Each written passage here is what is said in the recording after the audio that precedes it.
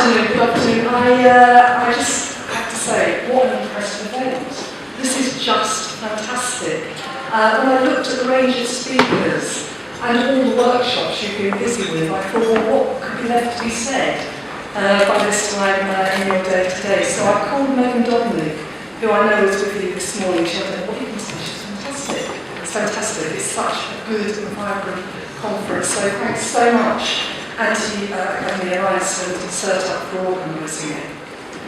What I wanted to say really, very much heartfelt, is that we are, aren't we, all of us in the room, a product of our education.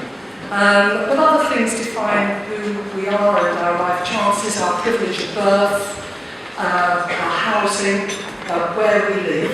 And of course there's factors that really do make a huge difference. But education is so important, and it's so important to track the developments of it. I looked at the Anti Academies AGM minutes because I wanted to get some flavour of what we were talking about in January, and I noted something accredited to Councillor Peter Downs. It said in the minutes, he pointed out we don't need a schools revolution since 94% of parents are happy with the school that their children attend, and that our members working as support staff. And so I was talking to the Deputy General Secretary of the MUT, Gail Cartmail, a couple of days ago, who today is at the Young Teachers Conference, again, a very important event. And I said to him, what do you say at the end of the day like today that's full of people and know loads more about these issues than I do? He said, I'll tell you what, I'm going to send you a draft pamphlet, and he did. And the pamphlet is the story of a significant battle by teachers to fight for the system of national pay. And in his foreword, and it's all in draft, so I hope I'm not revealing any secrets, in his foreword, Kevin sets out the links and the contrasts to the current education reforms to the 1902 Education Act that brought all state schools into the control of local government. And the pamphlet tracks from early 1800s that state schools were non-existent, and the relationship really between class, education and opportunity. And it really is a fascinating insight.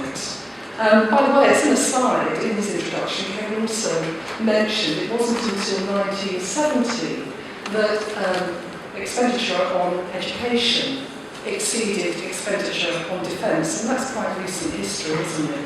Anyway, this pamphlet describes a bitter dispute in Worcestershire, and it's really inspirational. It reminds me of the struggles that we're all involved in today. In 1990, the National Union of Elementary Teachers, now the MUT, negotiated a national salary scale, and in 1920 it was brought in as the National Burnham Scale. But the Worcestershire teachers' struggle was about the council that refused to pay it. So they worked to get one of their members elected as a head teacher in a by-election to the county council. And then the vast majority of the county's 1,125 teachers resigned from their jobs with 1 month's notice. And as they pointed out in the pamphlet, of course, nobody bothers scabbing to work in the county that paid the least wages, would they? So it was a pretty solid dispute. And the struggles recorded in the union's minutes beautifully. And they negotiated, and the council said, oh, maybe, but then they started to attach strings, and one of the strings was a 3-year pay freeze. Sound familiar? Anyway, and also, bear in mind it was in 1920, historians among you will know the significance of this. The councillor started scaremongering and made comparisons between the teachers and the Bolshevik Revolution. Anyway, the proposal to pay the national scale came too late to prevent the strike. And this Worcestershire teachers spent 2 days on strike and returned victorious on the third day, with the council having to eat humble pie and promise that there would be no break in service and that the resignations, I quote, would be treated as if they did not exist. And I just think that is such a wonderful story that encapsulates tenacity. And looking at the minutes of the Anti Academy Alliance, it was wonderful to see teachers, parents, governors, councils taking a stand and in many cases strike action in Liverpool, Oldham, Coventry, and I'm sure there is a much longer list.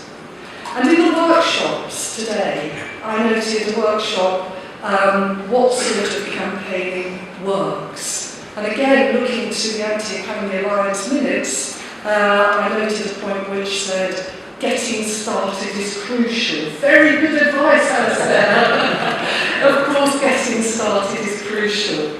But I was having a word with my mate, Kevin. Is Polly and Den here? Polly and Den in the room from one of the workshops? Anyway, they had a workshop, Building Community Support. Have you had the feedback from that workshop? Well, I was talking to Kevin, he said, it's fantastic. He said in Bethnal Primary School, we had a combined campaign of teachers, support staff and parents. He said they were very cheeky. You never guess what they did. He said on the Christmas fair, they brought in an Anti Academy Alliance badge making machine. I just thought, what a fantastic example of ingenuity and bringing the struggle where it matters. Look, there's so much similarity. Looking at the minutes of the Worcestershire teachers in the 1920s, written nearly a century ago, and today's Anti Academy Alliance. And what are the three principles? Unity, solidarity, and struggle for what we believe in. So I wish this conference well. I know you've had a tremendous day. And I know that public opinion is with you. I just want to say a word for our members in Southampton City Council that are in continuous industrial dispute currently.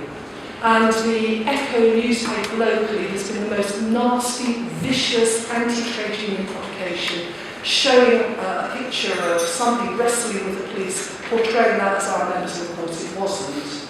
But in any case, the poll that they're currently running, are you in support of the workers? Are you in support of the council? 70% of the public are in support of our members, and they are in support of you all here today. Thank you very much for listening.